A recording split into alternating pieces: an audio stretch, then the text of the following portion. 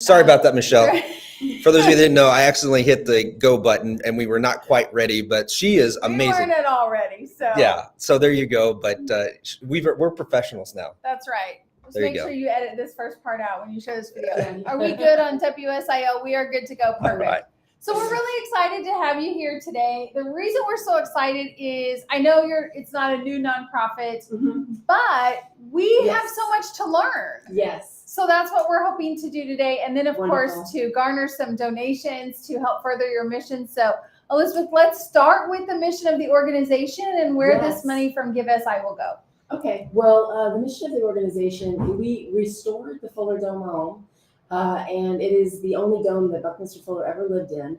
And our primary mission is to educate and amplify the legacy of Buckminster Fuller in Southern Illinois.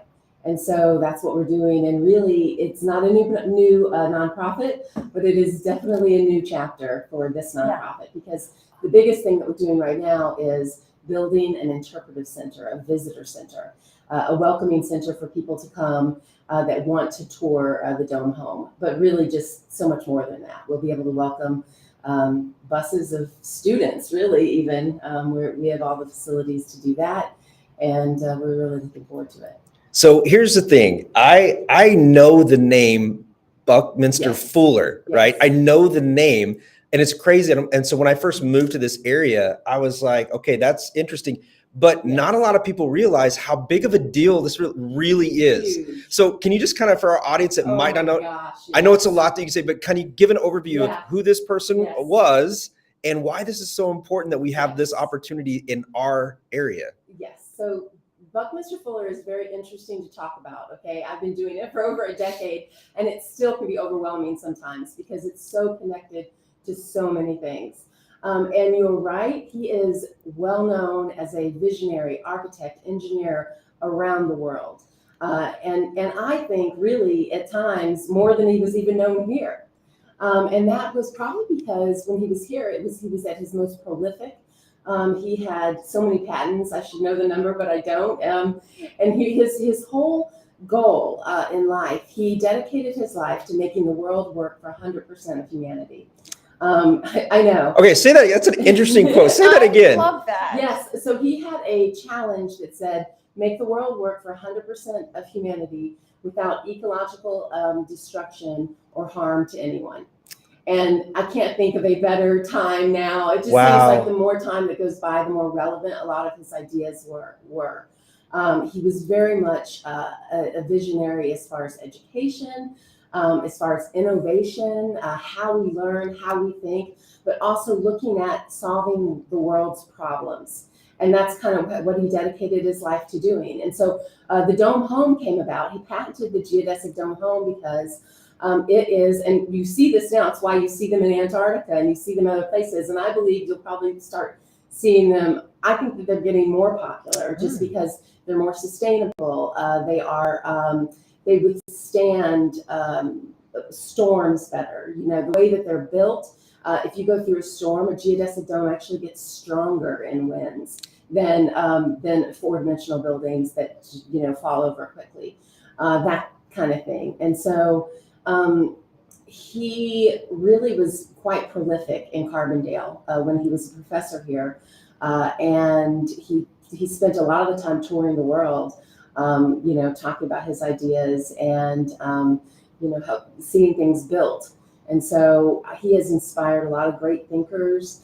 You see his image on the Apple, like an old school Apple commercial, right, where they talk about visionaries. I know. Yes, and that's the legacy that Southern Illinois has. And we have it almost uniquely for kind of what he did here and for what his home encompasses and means. And so, I obviously get really excited about it. I hope that I didn't go on a tangent.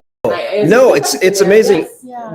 At what height was he most, I guess, prolific in our area? Like what area, what time period at SIU was he kind of just like really, this was a big deal to have him here? He was here from 59 to 71. Okay. After that he landed in Pennsylvania. He was a university professor, so he wasn't tied to any department.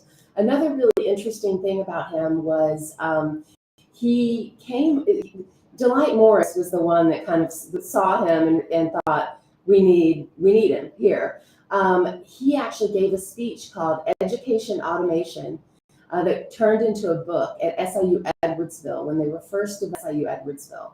Right when it was getting off the ground, they invited him to speak, and he gave this whole speech. And I kind of almost, if you think about what's happened with education and just the title of that book, without going into too many of the details or whatever, Education Automation, talking about how education would be automated in the future. That's kind of also the thing too. A lot of the things that he was talking about, he's considered one of the founders of the modern sustainability movement. He was talking about doing more with less. He was talking about sustainability, really, before that was really being coined as a phrase and being so popular.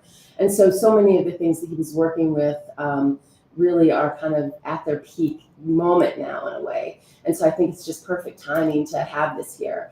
I want to say too that I think I work in education, and one of the reasons I get so passionate about the job, not that I'm paid, I'm a board member, but one of the reasons I get so passionate about this work is I've seen what happens when kids, when even adults too, find out about these things, learn about what he did, develop ideas around his philosophies, but also designs. I had a student just last year that, took a class on his design theories of his and, toured the dome and got so excited about it. And then he went to a rover competition and kind of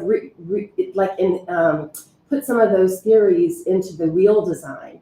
And people from NASA were like, that is, kind of this, they were impressed by that. That's kind of the gift, I think, that Southern Illinois can have by nurturing, this project. Wow, that's amazing. I had no idea. There's such a rich history that I wasn't aware of. And so as we talk about that, we talk about GiveSI and how those donations can help. What will those donations go toward? Okay, well, we have a whole vision for an interpretive center. Really, we have spent a while, had some setbacks. We have a restored artifact of the dome home, now. And so that's a fairly recent thing that's happened. That was over 10 years in the making to get that. And now we have this spot that we are creating. Construction is underway for the interpretive center, because when people come, it adds on to what we can offer. We have a sense we can welcome people. We already have people that met Bucky and Carbondale, that went on to do their amazing things, that have these amazing artifacts that they're willing to donate back to us. And so we can have a space for those and just more stories to tell around that. The family, for instance, the Buckminster Fuller's family donated books back to the dome. A lot of people, if you're familiar with, you can go on our website and you might be familiar with the image, but there's this image of him up in the library of the dome home, and it's all full of books. And the family donated all of those books back to us.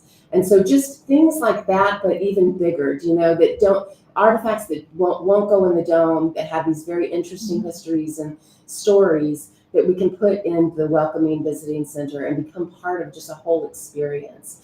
And really just, a place to welcome people, to have events, and just to continue on our mission. So Elizabeth, how do people experience it now? Like, what is the experience for people that haven't done anything with this? Like, how do you go to this? Is it walk? Do you go up to it? Like, what is the experience about going there now? So right now we're at a place where we give tours all the time. Okay. And it's usually a board member that has to do that. You can contact us through the website.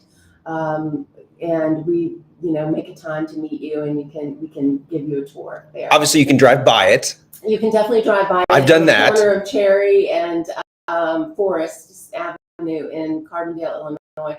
Very unique building, obviously, nothing like it. And definitely sticks out. It definitely sticks out. It definitely sticks out. And so we're open to tours. Anybody can come and tour the building.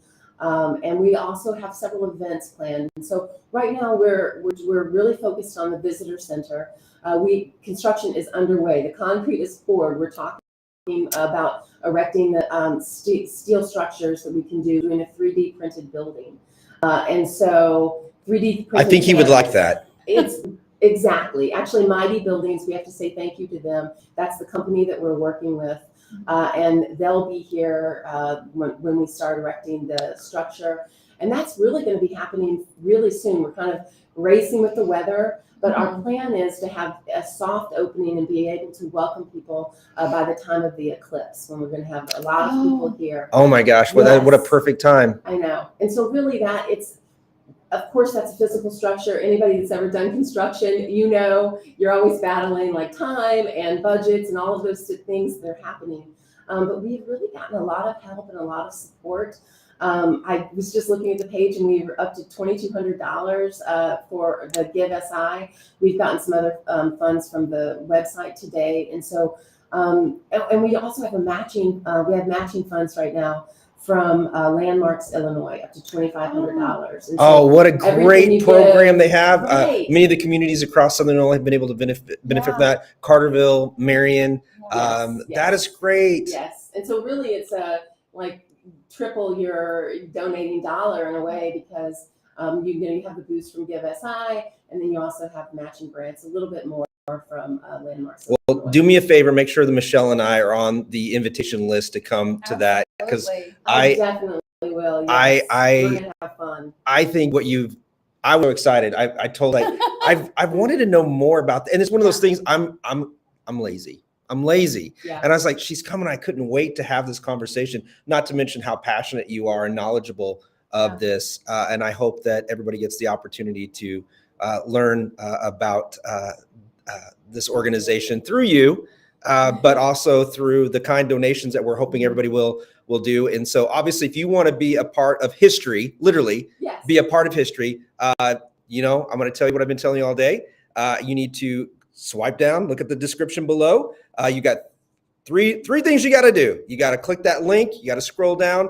Buckminster starts with a B. You're not going to scroll very far, and donate. And your funds today will help go to build that interpretive center. And we can all then experience this international visionary right here in Southern Illinois and learn a little bit more. And I have a feeling that people will really be like, I cannot believe that was the person that did that. Or, oh, I know. I think they're going to have all those connections. Yes. People have already experienced, you go to Disney World or whatever, you can think of domes, you can think of ways that you've experienced that, or even the doing less with more, or the terms using that right now.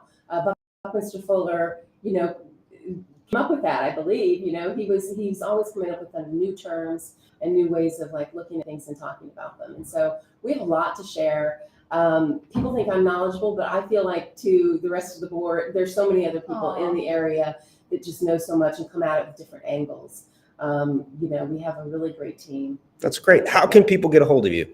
FullerDomeHome.org. Okay. FullerDomeHome.com. We're on the web, and then also we are on Facebook as well. So. Well, thank you for coming in. Any final words, Michelle? No, just these are some of our favorite ones, right? Because we learned so much from these nonprofits, and it's just amazing to hear everything that's going on. And right here in not right here in Carbondale, in Southern Illinois, but specifically in Carbondale, that's really exciting. So thank you so much for sharing that with us. Really thank you to WSIL, thank you to GiveSI, and thank you to all the people so far that have donated. It's been a really exciting day. So. Well, I hope the final number is a good one for you tonight. Yeah, thank you very much. Thank you.